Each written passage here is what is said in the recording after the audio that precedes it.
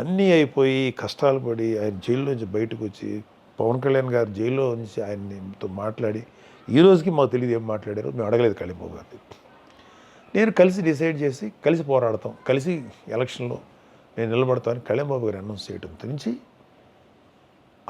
అంటే చెప్పాలంటే ఎవరైనా సినిమా తీసే పని అయితే అంటే చంద్రబాబు నాయుడు గారిని ఎటకారం చేస్తా చాలామంది సన్నాసులు సినిమాలు తీశారు, కానీ చంద్రబాబు నాయుడు గారి జీవితాన్ని తీస్తే అదొక అద్భుతమైన కథ అవుతుంది, అద్భుతమైన ఆటోబయోగ్రఫీ. అది అలా టప్ ఆఫ్ బయోగ్రఫీ కాదు అది.